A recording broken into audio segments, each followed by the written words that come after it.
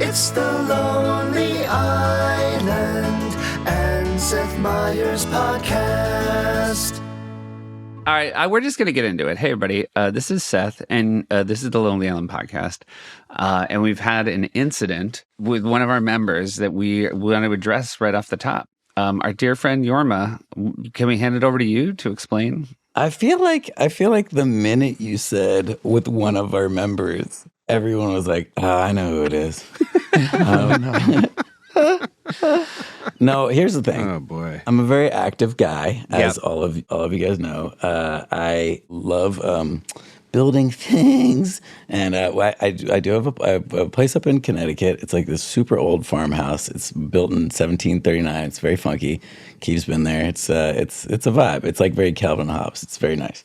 I feel like everybody assumed you like to make like T-shirts with weird things on them. I like it all. I don't think people jump to like super hit. Right. No, but you build big things there, and a bear tore down. I forget what that structure was you built. Yeah, but I built like during the pandemic. I built like a tree house and a clubhouse and a dog house, like all kinds of shit. this is the most casual wind-up for one of the craziest things that's ever happened. I know. Yes. I feel like everybody's like, it can't be that bad. Yeah. So okay, I'll try to condense it so it's funnier. So You don't have to, buddy. So one of the projects that I wanted to do this summer was I wanted to build there's a barn, and the back half of the barn has this big white wall. And I was like, oh, this is great. We can do a big mural. The mural would be very, very large at the top. The apex of this barn is like 25 feet. But I was like, it'll look really cool if the whole thing, in a very hippie fashion, very Berkeley, is completely like floor to ceiling, is covered. So I was working on that the whole time. Like I borrowed tons of ladders. I think now people can start to guess where this is going. So I was painting this barn, and then I was like, oh, as a final touch, I was like, oh, I should hang these lights that will go around around the eave of the barn to like highlight the barn. So I was doing that on the day. This is right after I got back from LA. I was doing the commercial with Stephanie.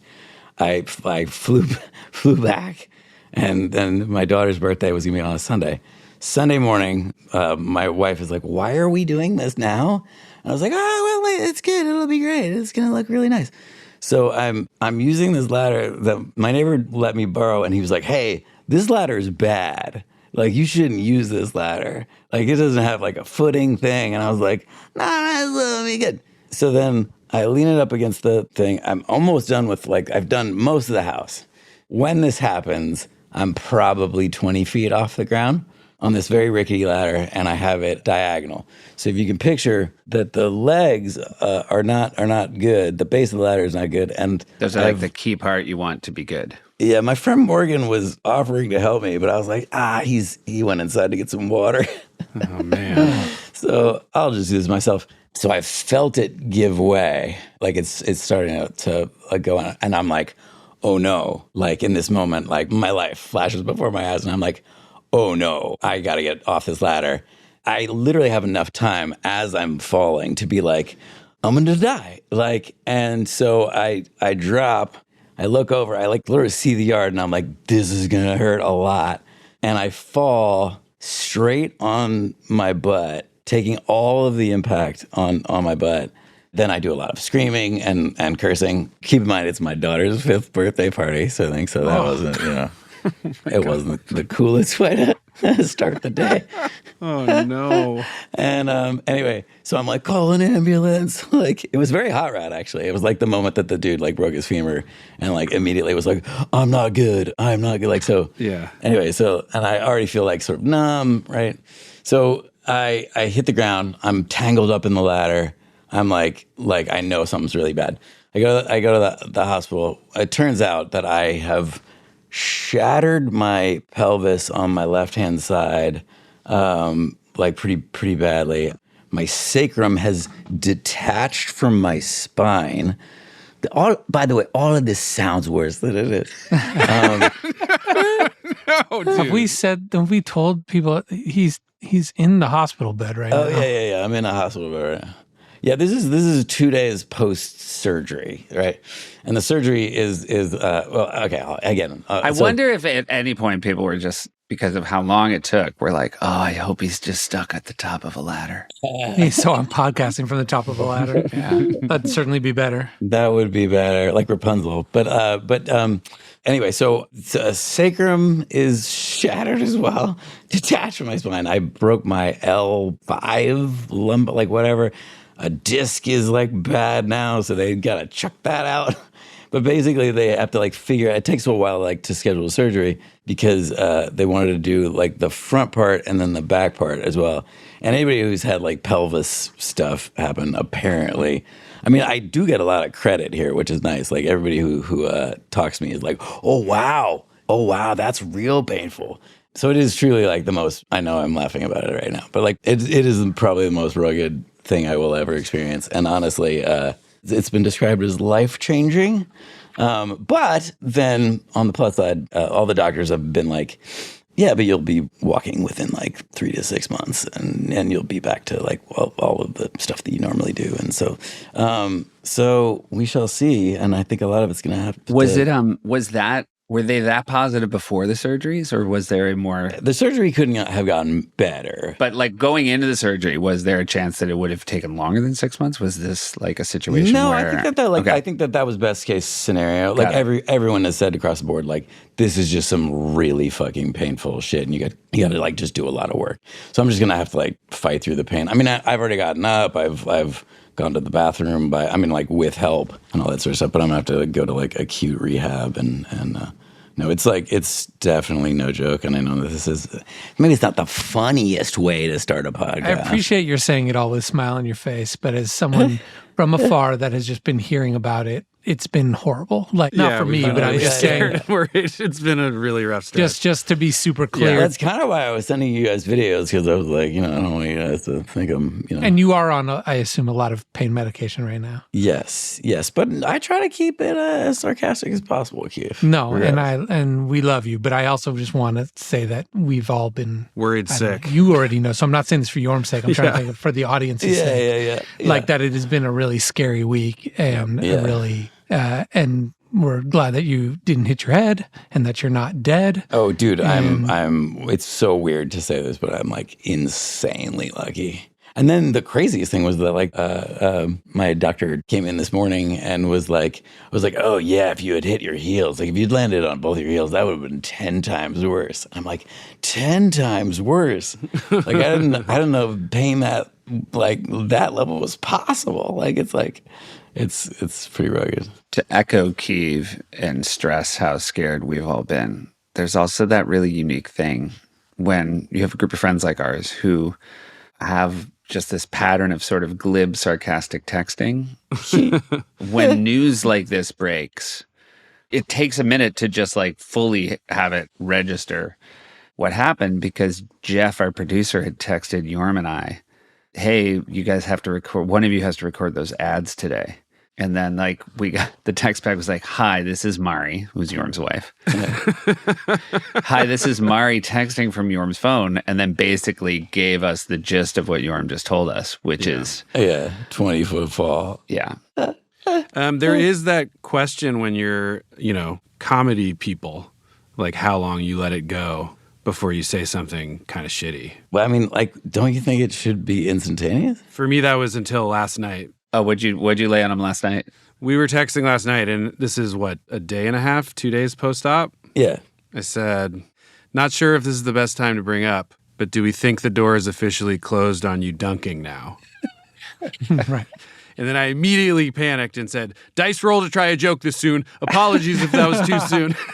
Honestly, I didn't even remember that me laughing on this pod is like oh shit, all right, that I don't know if I can do that. It's going to hurt to laugh. I mean, I think all our listeners will certainly be keyed in to see if your fall has given you sort of now like a Limitless style memory. If everything is flipped. I feel like my memory's been a little bit better. Like I certainly remember there are so many nurses and doctors, and everyone's been so nice.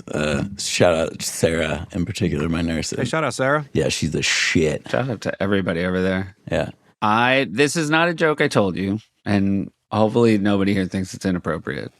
And it's not even a joke. I will just tell you, due to your earworm type success over the years and how much I love your work, that I often, when I think about this horrible thing, in my head hear, Yorm fell off a ladder. Yorm fell off a ladder. Yeah.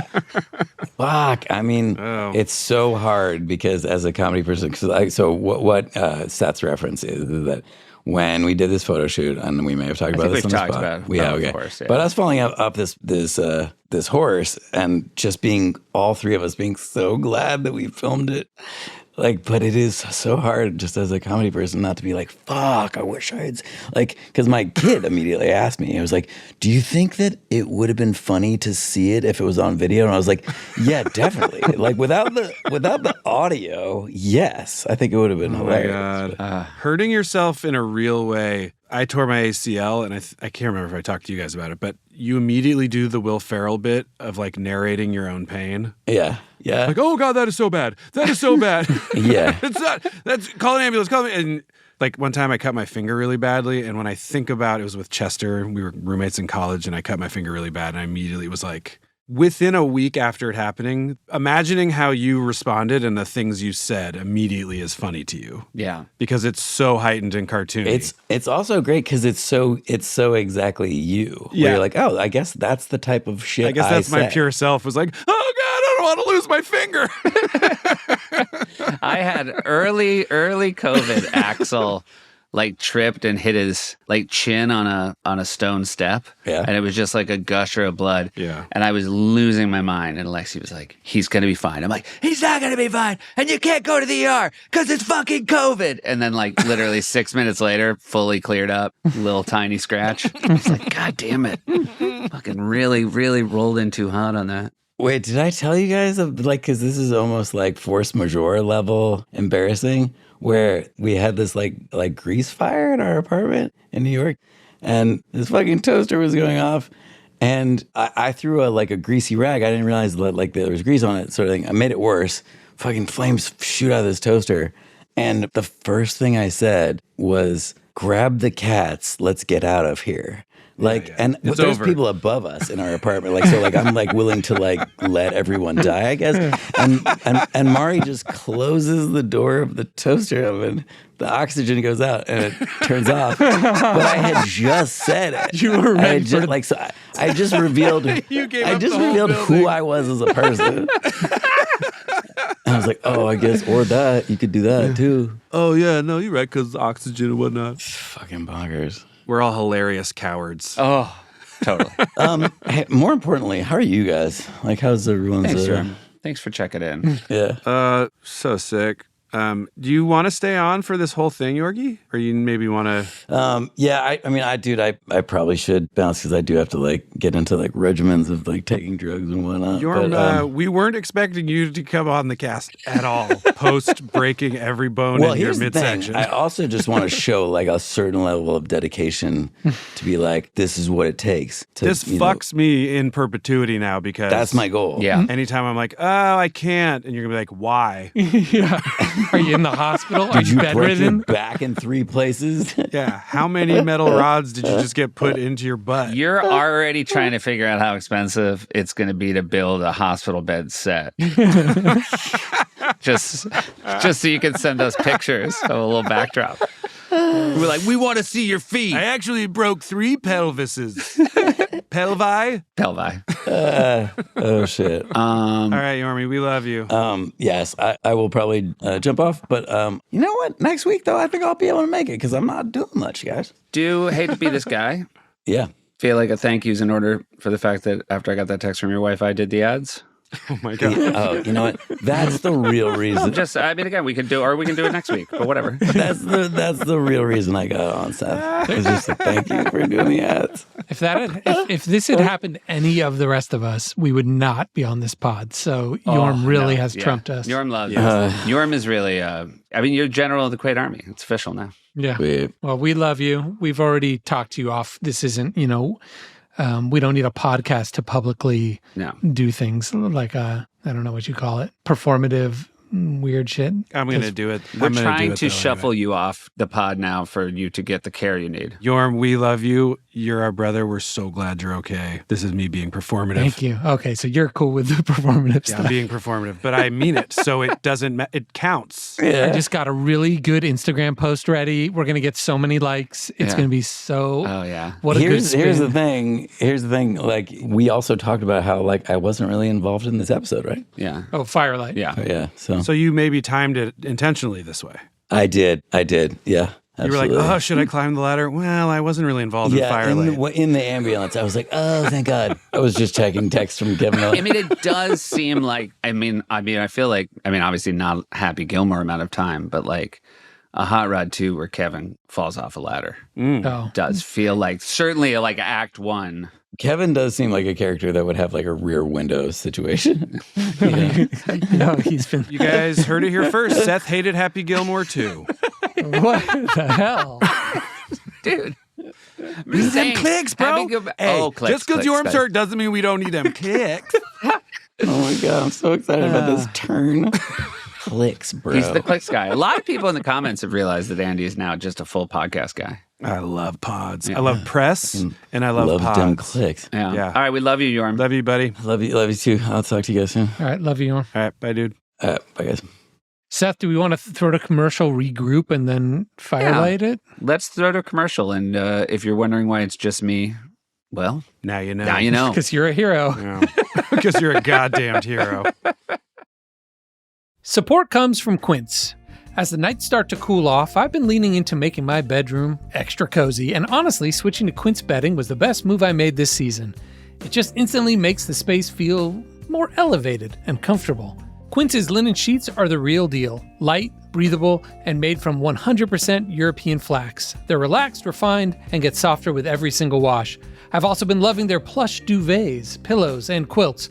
Whether you go for silky bamboo, organic cotton, or even a luxe silk pillowcase, everything feels thoughtfully designed and premium without the luxury price tag. And, like their apparel, Quince's bedding delivers high-end materials at half the price of similar brands. By partnering directly with top factories, using safe, ethical practices that cut out the middlemen so you get the best without the markup.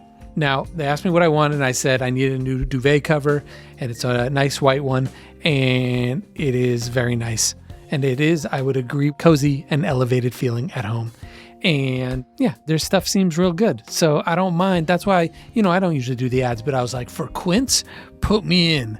Level up your bedding this fall with Quince. Go to quince.com/island for free shipping on your order and a 365-day returns. That's QUINCE.com/island, which is spelled ISLAND.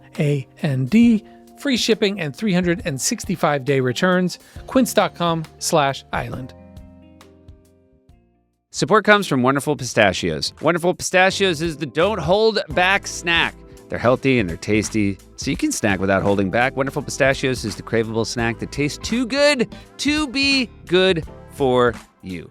Irresistible flavors: honey roasted, jalapeno lime, chili roasted. Bring the heat, the sweet, or the kick to keep you coming back for more. With 6 grams of protein per serving and 0 grams of regret, Wonderful Pistachios are one of the highest protein snack nuts. If you don't believe me, ask Akiva. He didn't send anything in? Great. No shells, no limits. Don't hold back on flavors or convenience. I'll tell you what I like is just eating a ton of pistachios, and I'll tell you what I don't like when I forget to hide the shells, and then my wife comes home and says, "Did you eat all of the Wonderful Pistachios?" And I say, "No, I didn't." And then she'll say, "Well, where are all these shells from?" And I'll say, "Your guess is as good as mine." Visit wonderfulpistachios.com to learn more. All right, welcome back, everybody. While Yorma was talking, you were texting me, Andy, about when are we going to talk about my movie that's coming out? I was not. And I was like, now's not appropriate. Just wait. We'll do a commercial and we'll regroup. I never said that, but I will say I did text you while he was talking and said he's not condensing it, but that it's okay because he's clearly on a ton of painkillers. He's like, let me try and tell it in a way that condenses it. And I was like, oh, here we go. I thought he did fantastic, for the record, because Mari texted me right before he jumped on. He's very dizzy and out of it from. I couldn't. Keith. So he was actually it's very. It's gallows humor, baby. Yeah.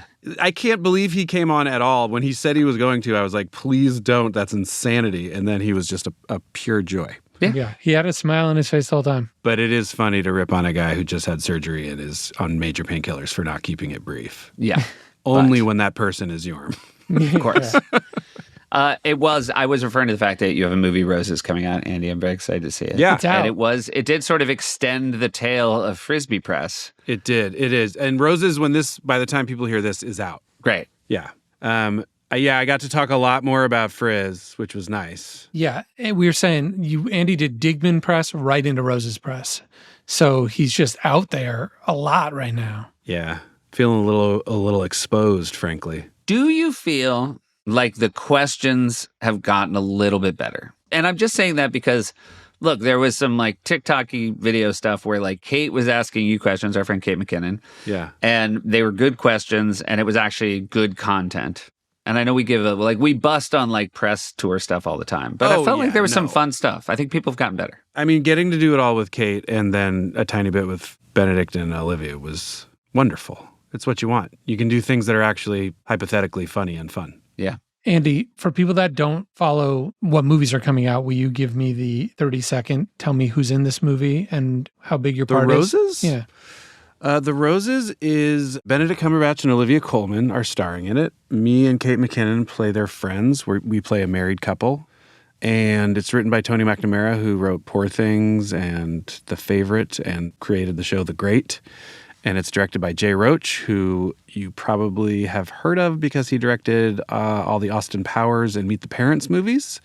And it was an absolute treat to make, and I really like it. And it's out. Check it out. And it's why you were in Foggy London Town. That is why I was in Foggy London Town shooting. Yeah, when I was in Foggy London Town, it's because I was there shooting this. I also want to shout out, because I was texting Andy about him today, Jamie Demetriou is in the movie. Oh, yeah, Jamie's the best.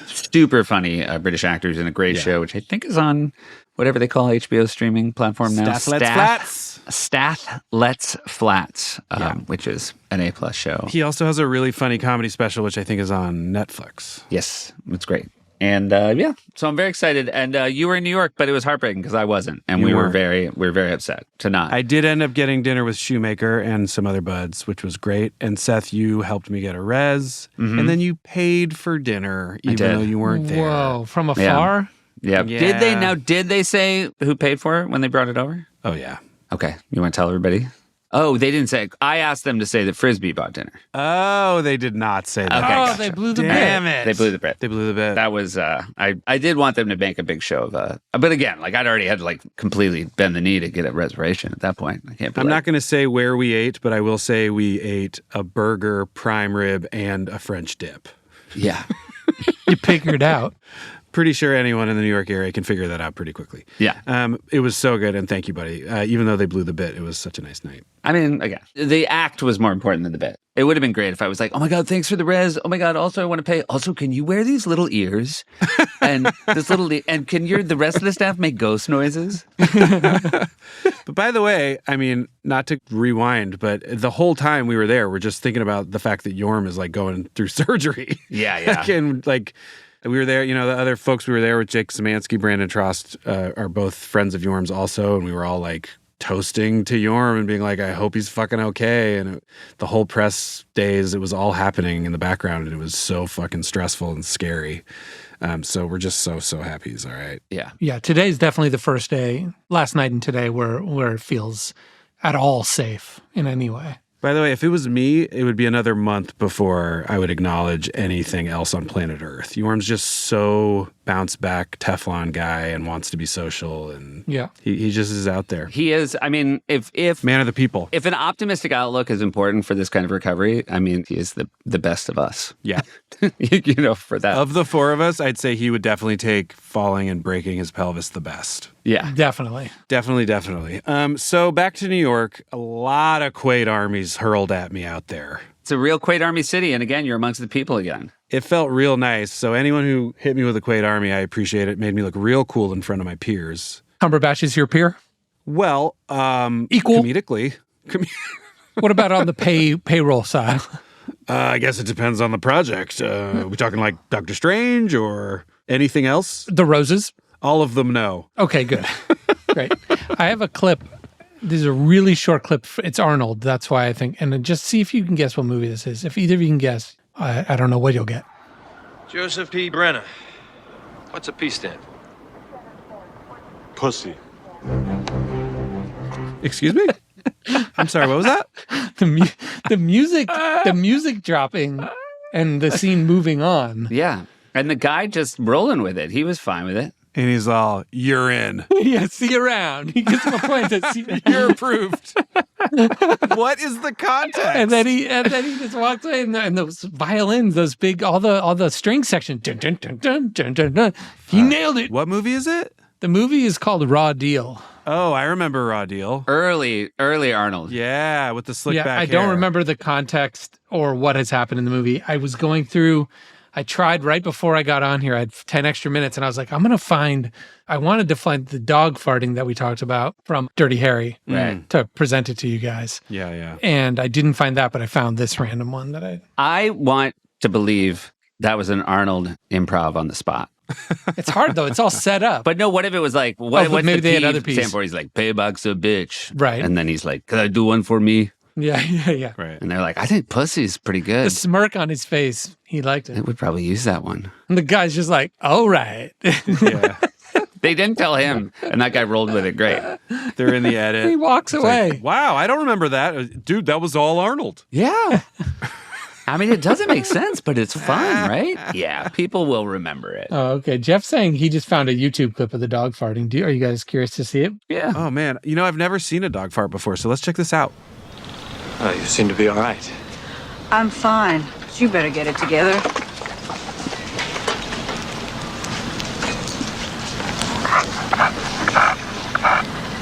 Quiet.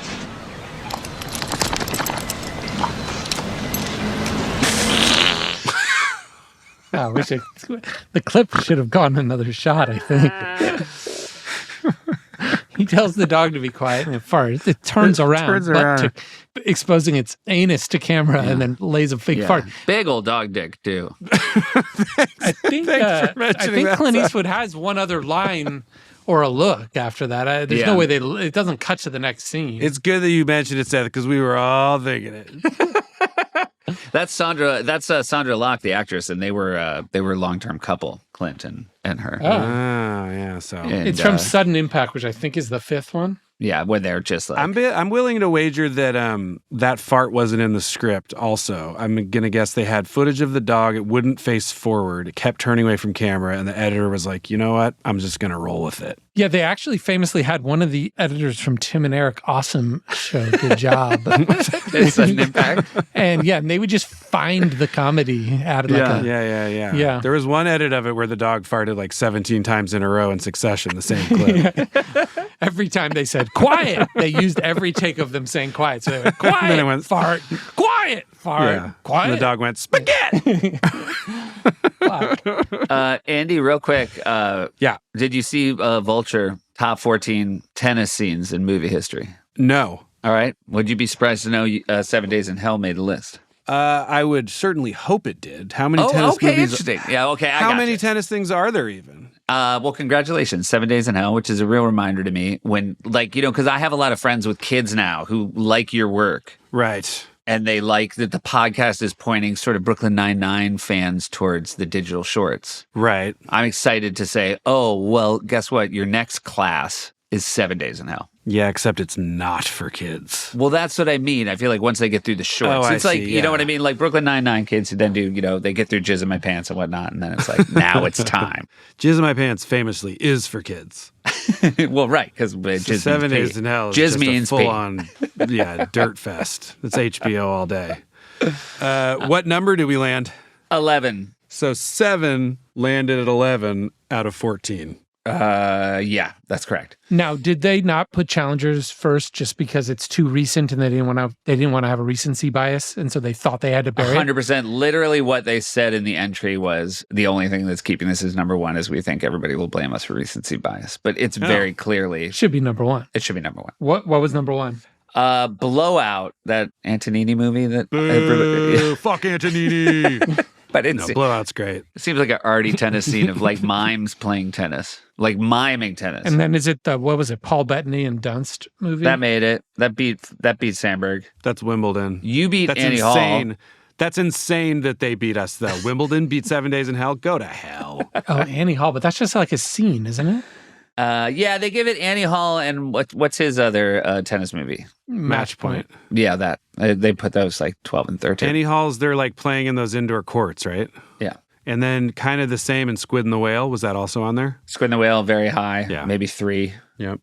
Rushmore. Oh, yeah, when he has the meltdown on. Very, it's so good. Yeah. Isn't that Tenenbaums? Oh, Tenenbaums, you're right. Yeah, sorry about that. Keith. God, you were right. guys. I blame Seth. Battle of the Sexes. Yeah. Oh, sure. Emma Stone. Yep.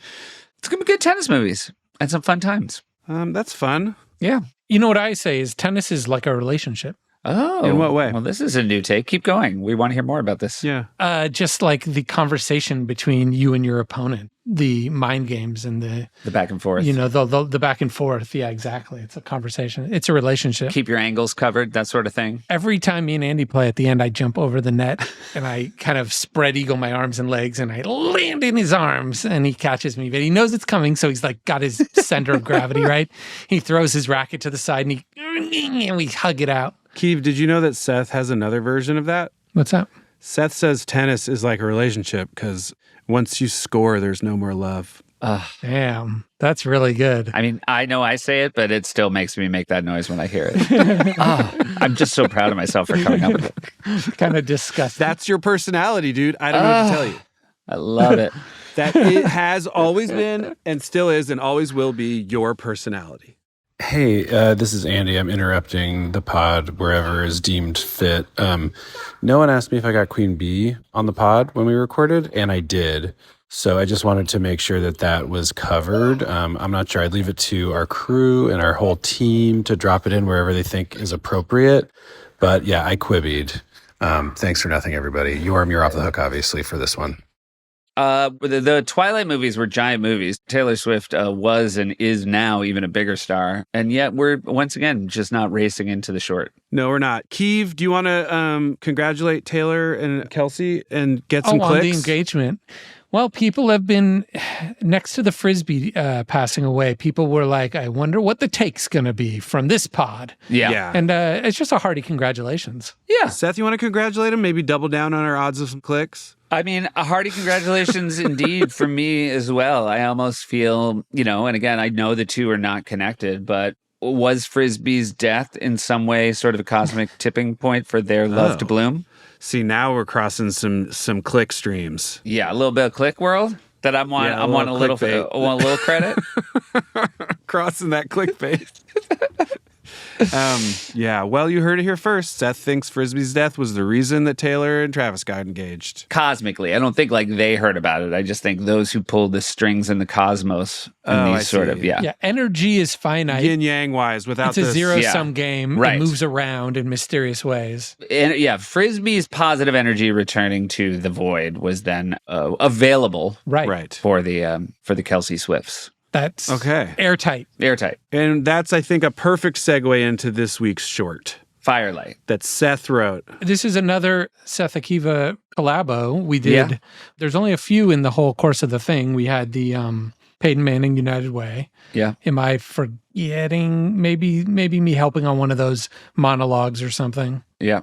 This, I will say, I remember the beginning of this, which is really fun. I was a little disappointed in my failure to find like a fun second or third beat because the air comes out of it because it's really just kind of beat for beat, the actual Twilight trailer. I haven't rewatched it. Do I need to? Well, let's watch it. Here's another question. Yeah. Do we need a Seth's Corner if you're the architect of the short? No, we do not. I've talked about this a lot with our producers. Oh, really?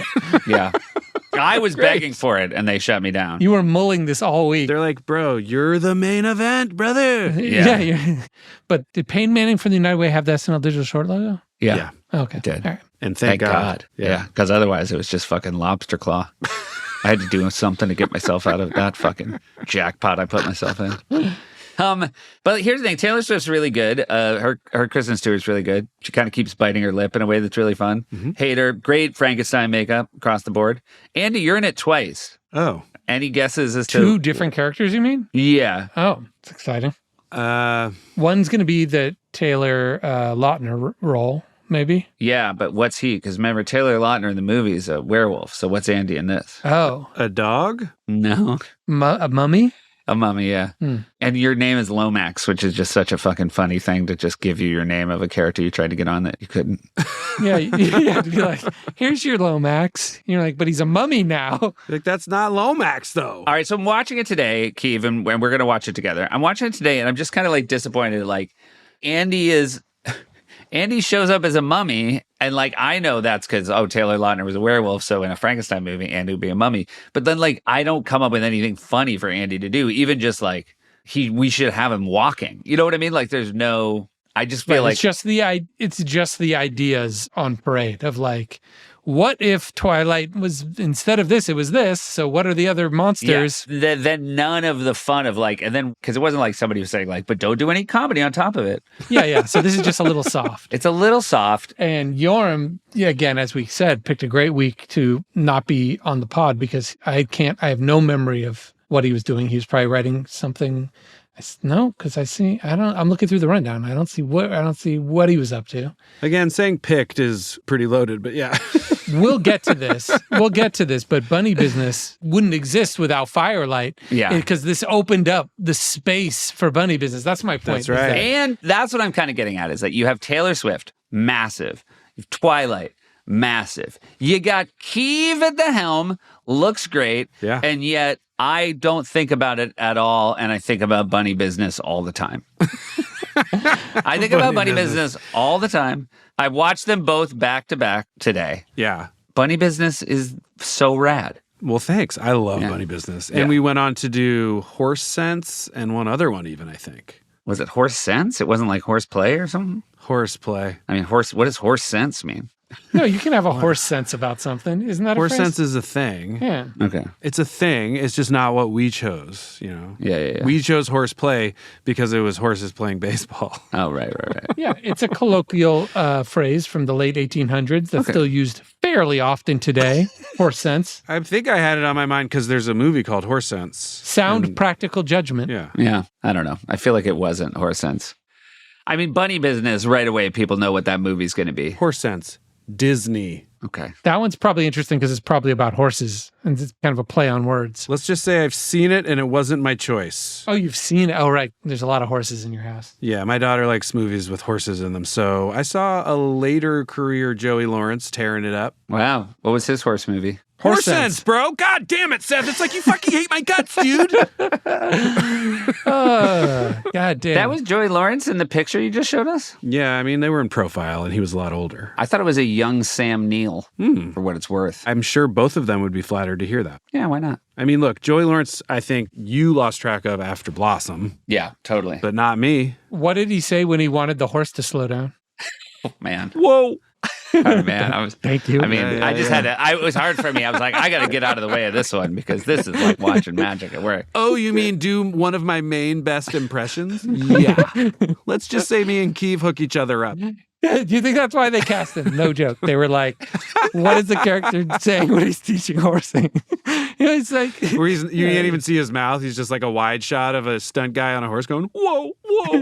Do you think a producer was like reading it, like, you know, spouse in bed next to the producer, they're just like reading the script and they see that like whoa is in it a lot. And then the next morning they're like, is this crazy? Yeah, you know. Is this the craziest idea? For those that don't know the sitcom Blossom from the 80s or 90s, Joey Lawrence was the heartthrob kind of guy on it. Yeah. And he played the kind of dumb guy.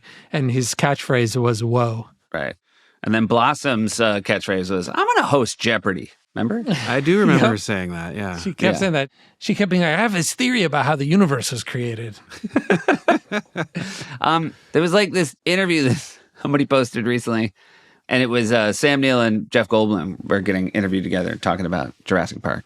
And Sam Neill's like, I remember we had the premiere, it was in England, and I sat next to Princess Diana, and my son was on the other side of me, and the whole movie, he was just ripping like the foulest farts. And I was just like watching the movie, like devastated that she thought it was him. This was what she was smelling and that she would think it was me. Yeah. And then it's like this really long story. And at the end, and it's that great thing when you read an interview and somebody, like, it's like a whole paragraph and then the other person just has one line. And it's Goldblum's like, and I'm just so impressed that all these years later, Sam's still trying to pin it on his kid.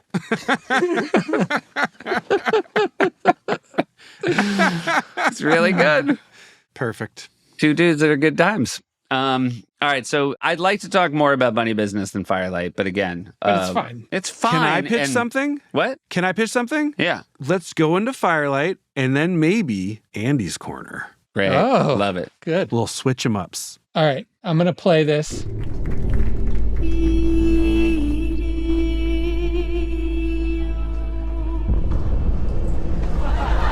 Who's that? Who, him? No.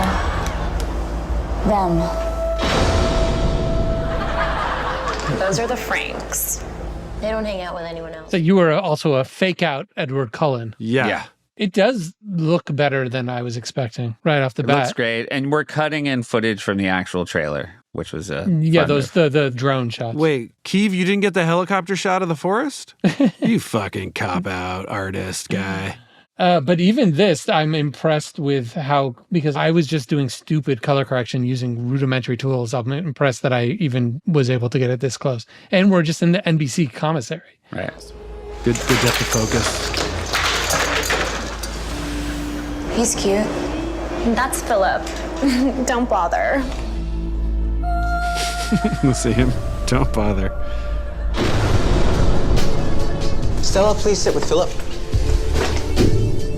Wait. Was that a plate or did you build that set? I think we built the set this time. It looks identical to the movie. It's amazing. It's really amazing how good it looks. And as we talked about for the Movie Awards episode, how bizarre it is that we are recreating this scene a second time. Yeah. I mean, I wasn't. You guys were. But yeah. Well, we recreated the other half of it because in the Movie Awards, the Troy Miller one was using footage from the movie for this angle that we're staring at right now. Right. And then it was a reverse angle we faked. Right. Just like in terms of like timeline, I did it before Seth. But okay, so let's keep going. Oh, I see. Yeah. Let's just keep going because now that that's settled and no one could disagree. That's just the truth. Hey. But it is shooting that direction in the scene again with Taylor again, but now playing a different part. Yeah. Correct. Yeah. That's all right. Sorry. Everybody knows. It's just Twilight Mania. We were all there. It is odd. Okay, everyone, turn on your Bunsen burners.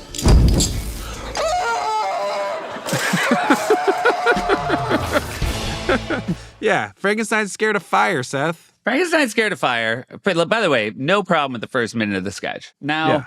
I don't know if I was worried because I think Phil Hartman's Frankenstein is one of the funniest SNL sketches of all time. Quite good. That going back to the fire well too many times would be infringing on that. But clearly that's the move. There's no more fire in the course of this whole thing. No, and that is a legit laugh. And Bill, obviously, great at playing It's great. that. And it's because it takes you out of like the way they act in Twilight. The moody over dramatic sexiness. And so I'm just so disappointed watching it again. And also, like, I got Andy shows up as a mummy, and like, there's no, like, that's clearly a moment. Well, let's see it. I know what you are. Your skin is green. You have bolts in your neck. You freak out or on fire. Say it out loud. Frankenstein. Yeah, they know. It's not a joke. Why won't you kiss me? Because when I kiss people, I tend to accidentally choke them to death. I want you to try. I like that we used the footage of him climbing her up a tree and just put them up at the top of a tree. You're like, what the fuck is happening here? Yeah, I know. They're zooming up a tree. So, last two beats were just doing stuff from the movie too much, right? Yeah, there's no, and again, like, and it's not going to get better. What's wrong? We found an old blind man strangled to death. Looks like it was an accident. Strangled by accident. Hey. Hey, Lomax. Also good. So you're hanging with Philip Frank now? What do you have against the Franks? Just be careful. Now, I watched that. Like, she closes the locker, you're a mummy. Literally today I'm watching it, and I'm like, you say just be careful, which is, again, not a joke, and then it just cuts. Like, why didn't you then walk away and we see that you accidentally got one of your things caught in her locker and you just start unraveling and you're like, like anything. Yeah. Anything to do like the rest of this. The joke is the breaking of the tension that is so overwrought. Yes. The joke is not that we like are doing Frankenstein for vampire. She could have just been like, oh, your bandages smell like shit. Anything would have worked. Yeah. Right. Careful. I do believe I'm going to strangle someone by accident. I mean, that's not bad. And I mean, but it is relying on... The repetition of accidentally strangle someone's funny. It's fine. It's just relying on the fact that everyone has seen the movie, so it's a little cheap. Because you're just being like, remember this part of the movie? What if it was this part now?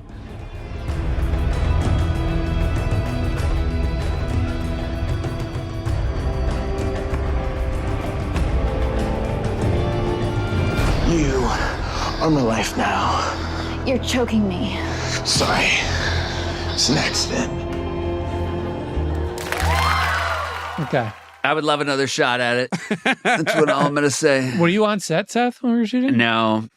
Because actually, that's my fondest. I don't have any, anything to get those clicks. But that's my fond memory of it, actually, is that because we're really in a forest. I have no clue where it was because I just got into the car and they're like, yeah, there's a forest. But when they put a hood on your head. When you go to SNL shoots, they do put a hood on your head.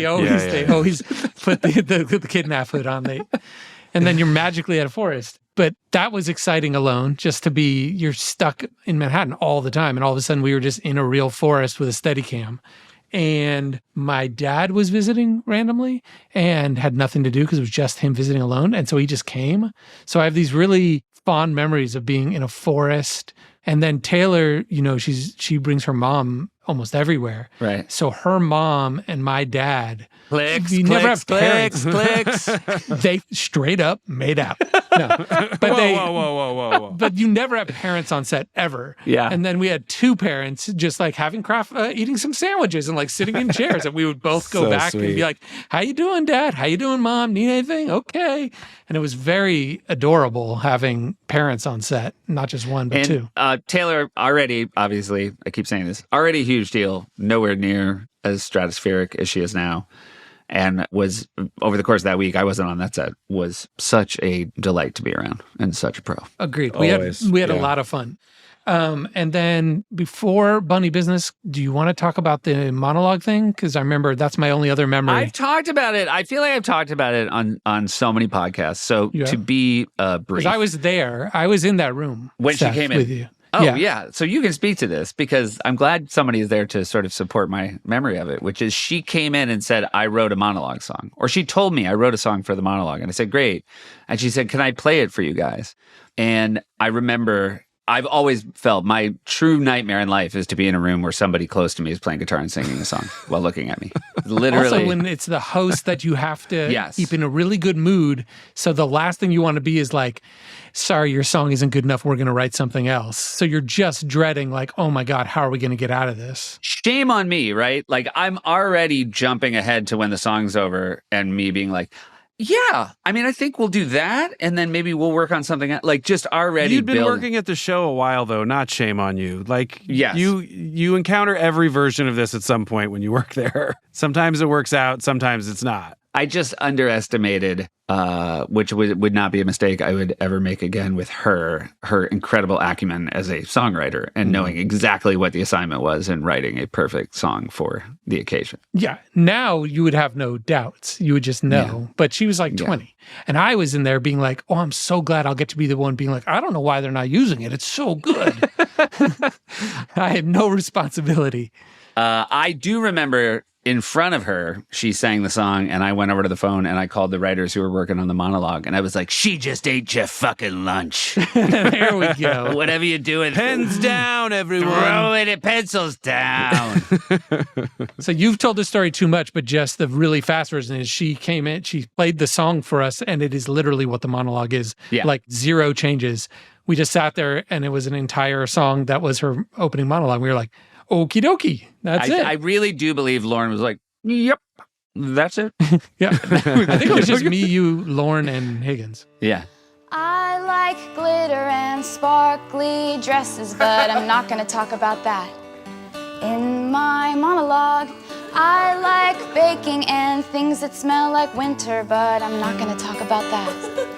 In my monologue, la la la, la la la.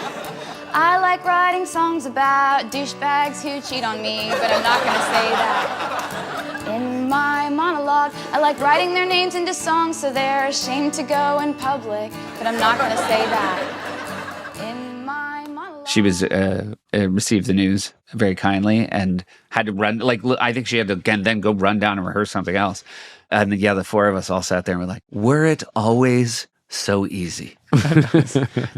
Yeah, Lauren didn't have to be like, well, we'll consider it. Yeah. And we'll keep our writers working on other ideas just in case. But Truly never happens. No. Never happens. Yeah, because again, Keith said it. It was like page to card. It was like that joke we always make of like take it to cards. It really was like, yeah, straight to cards. Great. Just have Wally start writing it up. And when Wally heard it, did he just fucking bust one in his jeans? He was so happy. Get a voice note from Wally about how he felt when he heard that. Guys, I was like gaga gooey. It makes a big difference to him when he's writing stuff on cue cards, how many rewrites it had beforehand. He's always like, this had 8 rewrites? Oh, jeez. That means another one's coming. I do not approve. Oh, I'm sure that'll be the last one. Support comes from Viore. All right, guys, it's Akiva here. I've talked about this before, but the one thing that I get requests for discount codes more than our discount code that we give, like, do I get free stuff, is from people in my life asking for Viore. And these are repeat customers who already own some Viore and are like, oh, sweet, can I get more Viore at a cheap price? And so I think that their wanting of this one is the best endorsement I can give, because I'll be honest, they offered me some and I haven't chosen what I want yet because I wanted to ask around, see what the things are that people like. Here's some stuff people have said to me. Sunday performance joggers are awesome. They wick moisture and the fabric is so comfortable. They have 5 functional pockets, 3 with zippers to keep things safe. Here's something else. They wanted the Beach Fleece Crew, and they said that it's the best fleece to wear when the weather gets cooler, and that it's made from recycled fabrics, 71%, I believe. Here's what somebody else said. I said, what should I get from Viore? And they said, the Tech Polo is the softest polo I've ever worn. They said it fits incredibly well, and that it's odor resistant, which, if you knew my friend who told me about this, is really key. And moisture wicking, that's for the sweat. And you can dress it up or down. It's a polo that you can wear anywhere. For our listeners, they're offering 20% off your first purchase. Go to viore.com/island. That's VUORI.com/island. Exclusions apply. Visit the website for full terms and conditions. Support for this show comes from NordVPN. Hey everybody, it's Seth, and I'm so happy not to be doing the ad reads alone today. Thanks for being here, Yorm. Oh yeah, it's great to be here. So Yorm and I were just talking. NordVPN keeps you safe online with next generation encryption and threat protection that blocks malware, trackers, and intrusive ads. Isn't that right, Yorm? Oh yeah, well, that's totally right. And Yorm was telling me that when he's on the road, in some random hotel or, airport, when he uses their Wi-Fi, that's when he could get snooped on, right? People could look at, maybe the script for MacGruber 2 that he's working on because they would want that box office gold. Isn't that right, Yorm? Oh, yeah, well, totally. So here's the exciting news. When you use the custom link for the Lonely Island and Seth Meyers podcast, you'll get a huge discount on a 2-year plan plus 4 additional bonus months. Get it at nordvpn.com/Lonely Island. It's risk-free with Nord's 30-day money-back guarantee, and it's the best deal on the internet. Get it at nordvpn.com/Lonely Island or click the link in the episode description. That's nordvpn.com/Lonely Island. Right, Yorm? Oh, yeah, totally. All right, bunny business. You have an Andy Corner song? Yeah, Andy Corner. Andy's Corner, let's get excited. It's a corner that we're rarely in because Andy's always doing digital shorts, but this week he wasn't, so we had a time to work with Klein. Finally! It happened to you. I just searched bunny business and horseplay right underneath it. Horseplay? Oh, that's definitely as common as horse sense. Hit us in the tittus, everybody, because I think it is. Kick us in the dickus if you think it isn't, and hit us in the tittus if you think it is. Well, all right. So first of all, this is the first one of what will become a triptych. Correct, Andy? I want to say, yeah. Well, what's the third? At least 2. Horses playing baseball, and then there's a dog one. We'll get there. There's a courtroom one, maybe, or is this that one? No, there's a courtroom. This is not it. This is bunny business. These are bunnies who are in an office. Yeah, they're in pantsuits and they're in an office. So it's a little bit, I mean, every song in this, it's a commercial for an album for an animated film. It's a commercial for the soundtrack, but this was a moment in time where there were a lot of like commissioned soundtracks where a lot of original songs were written for a soundtrack for a movie. Yes. Like F1. Sure. And you didn't like the F1 soundtrack, Andy? It was basically like 6 different steps of backing into me wanting to sing like Robert Smith for like 15 seconds. Right. Well, let's think about it, because this one's Adam Duritz. Adam Duritz. Sorry, so not this one. Then Robert Smith, and then who was the third one you did? Boy George? No. There was one of them where I was doing Morrissey at Dress, and then we switched it between Dress and Air, and I can't remember which one it was. Right. What do you call this format, Seth, where everyone in the cast gets to shine? And I call it an impression parade, Keith. Yeah. Oh, yeah, an impression parade. It's an impression parade. It's really great because each of the songs, we're only hearing clips from songs. The most any of them are is like 4 lines. I think maybe Taylor gets a little bit longer for hers. Yeah. And then also we know there's songs about Doggy Duty was the third one. Dogs in courtroom. A very funny pun. Like Jersey. And you keep saying that the bunnies are wearing pantsuits, and there's multiple references to the fact that they're sending faxes.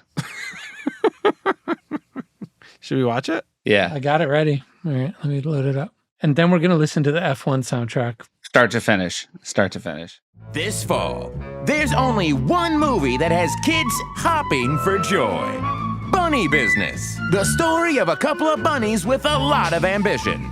And before you see the movie, buy the soundtrack, featuring an original song by Randy Newman. Okay, let's stop. So the graphics don't look like an animated film. No. But we'd have to look at the original script. They look so shitty. We wrote the sketch Tuesday night. It was read on Wednesday. It wasn't picked until Wednesday night late. Yeah. So this was what, at this moment in human history, at SNL, this is what came back. And I believe when we met with everyone on it, we were like, yeah, we want it to look like a real animated feature that's coming out. And I don't blame anyone involved. They did great for the time constraint and for the technology available. But looking at it now, it's so funny to be like, yeah, this is a major motion picture. No, the other thing, though, is when you said that to them, like, we're like, we want it to look like a real, like, sort of, DreamWorks animated movie. Did they look at you like, well, that's not going to happen? Yes, definitely. Right. We were told, like, yeah, we don't do that. And by the way, I would actually argue that it's funnier to watch now how shitty it looks. If it looked good, it would not make it any funnier. And the fact that it looks bad does make it funnier. Correct. And in fact, now it probably would look really, really good. And you'd almost be like, I want it to look less good. Starting right at Randy Newman, so you're going right at Toy Story at this moment. Yeah, Toy Story, Randy Newman. That was sort of, And we did know Fred could do Randy Newman. Featuring an original song by Randy Newman. Bunny wearing suits, bunny sending facts. Sounds great. Tiny bunny briefcase, bunny business. These bunnies. By the way, let me just say once again, exceptionally good. And the fact that you and Klein appreciated, it was not going to get more fun than 4 lines. Oh, yeah. Just get the impression laugh and get out. Yeah. Yes. I mean, the Randy Newman one, we were like, we have to start with it because we knew Fred could do it so well. Randy Newman is a very good friend of Lauren's. Yeah. Co-writer of Three Amigos. Yeah. Exactly. And like, for example, I'd forgotten this, Keith. Randy Newman, as a favorite of Lauren, came to the Hot Rod premiere. Oh, yeah. You know how fucking mind-blowing that is? Like, Randy Newman's one of the greatest singer-songwriters of all time. And that's awesome. Just the SNL sphere stuff. Where Lauren's like, Randy, we're having a movie. And he was like, all right, Lauren. And he's like, holy shit. Anyway, worth noting. These bunnies have a nose for business and a tail for the ages. And now you can own the soundtrack, featuring a brand new song by Natalie Merchant. These are bunnies with 401k. With 401ks, yeah. Never before had bunnies worked in an office. I mean, it's really perfect. It's really sounds a lot like her. I wish I had just read flatly before we played it. Well, that's those kind of lyrics. It's almost anti-comedy because it's Yeah. like purposefully Flat. like flat. Yeah. Yeah. But that's the thing, though. But it's not anti-comedy because I think that to overwork how little real estate you have would have made it tortured, right? Like there was just no and space. by the way, I guarantee you that we wrote a version where the songs were longer and realized that this was better. Yeah. I mean, we're just Weird Al-ing it, except for not in a clever way on purpose. Right. But here is the flat read of what you handed Kristen Wiig. These are bunnies with 401ks. Never before have bunnies worked in an office. Yeah. But when sung like Natalie Merchant to These Are the Days. I mean, by the way, track's great. It was so much fun. Yeah, it's a great song. And we all know it. And we all know like the rhythm and the music of it. Yeah. And Wiggs, it's an exceptionally good impression. And when you put all those things together, me and Rob are geniuses. Yeah. Excited for our next one here. Not all. Bunny Business features over 30 original songs from some of the world's most successful singers, including Shakira. So many bunnies on the floor tonight, hopping and shaking their bunny hips to the she bunny and all of us. Oh, jump on the dance floor, don't be shy. Wear pantsuits and send the facts. Bunny girls, hop on your bunny boys.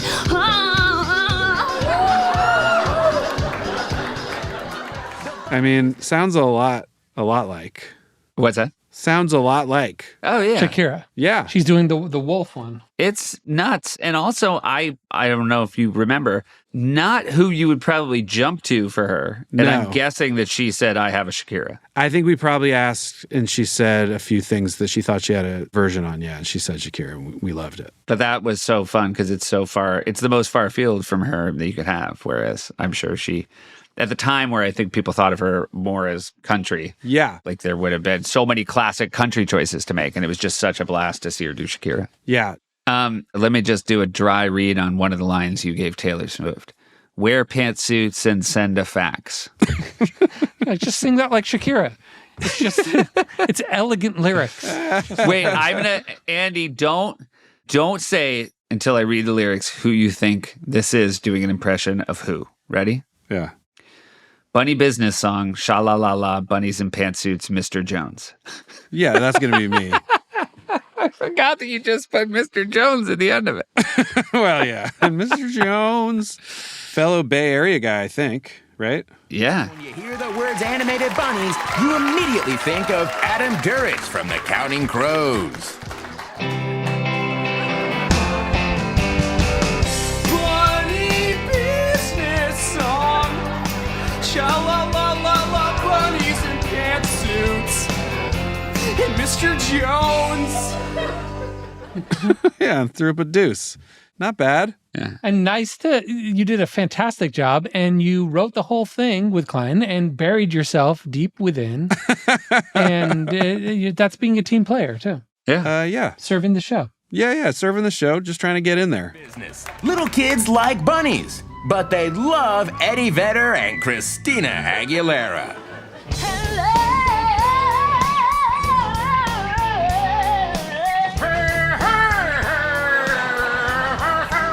That one didn't even mention bunny business, but who cares? The fact that they don't duck Bill down. They when they cut to the next section of it, he's still screaming in the background of the trailer. Also, the name of the song they're singing, did you see that? No. The bunny merger went through. Also, Bill does his That's got to be Klein. His Eddie Vedder face is like feels like it shouldn't be able. No, it's like he has prosthetics. But he doesn't. He's like that thing that Hader's face is forcing such his a cheeks up and just holding them there. It's amazing. It's really truly amazing. A full freak of H. And by the way, Abby with pipes on her, I didn't even know about. Yeah, no, Abby's got pipes. I knew from balcony songs, but that's kind of behind the scenes. Oh my God, I should have remembered. I probably did, and that's why I was like, Aguilera all day. It's abs. It's Ags. Abs for Ags. So the title of the next one, it's Keenan as Jennifer Hudson. right? That's the next one. Oh, yeah. And I think about the title. I feel like more than I should, because the title of the song is "And I Am Telling You, You Are a Bunny." And it's so clumsy. You are a bunny. Just completely missing everything. Here. We never even finished the movie. We were too busy enjoying this instant classic by Jennifer Hudson. No, no, no, no way. No, no, no, no way. They're not wearing pantsuits.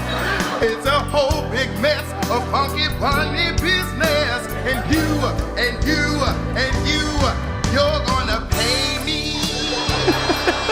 Oh, for this soundtrack, you're gonna pay me money.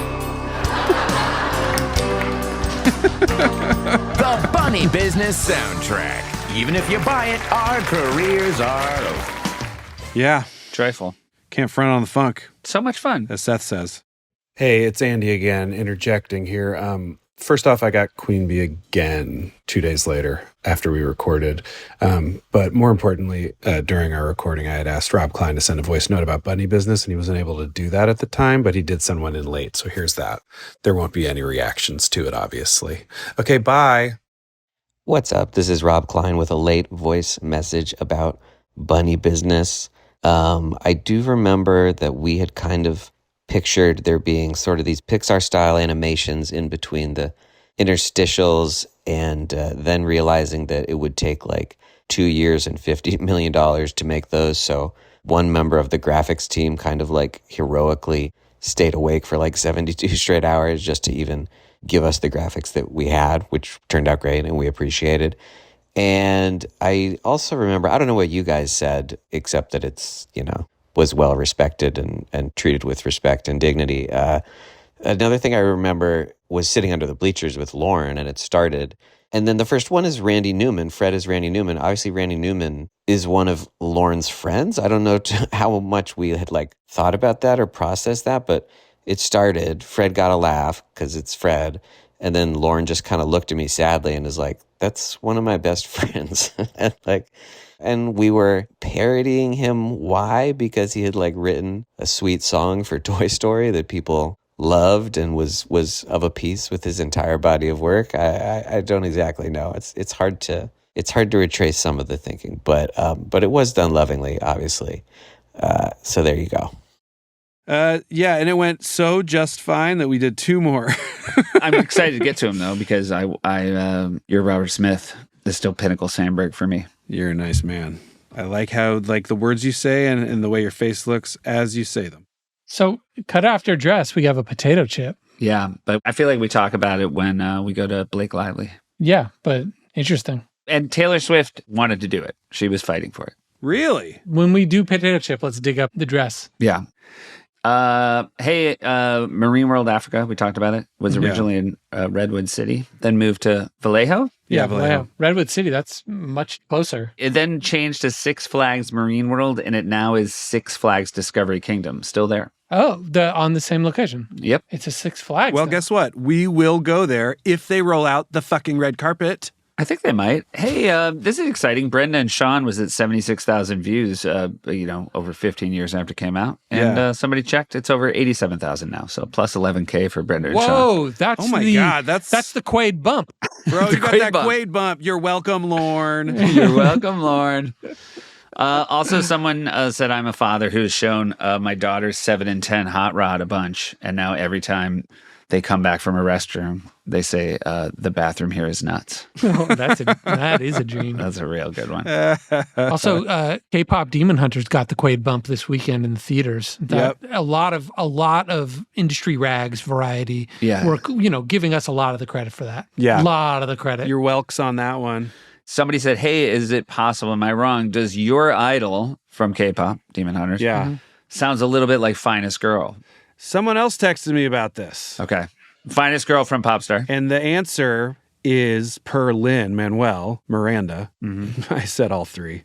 For me, he's just Lin, guys. Yeah. Is just Be Your Idol and Fuck Bin Laden are the same. Wow. Got it. That's per Lynn. I'm not saying like, oh, We're not musicologists. It's an interpolation. You know, like we're not going to go down that road. We respect the art, you know, and if you want to borrow, have at it.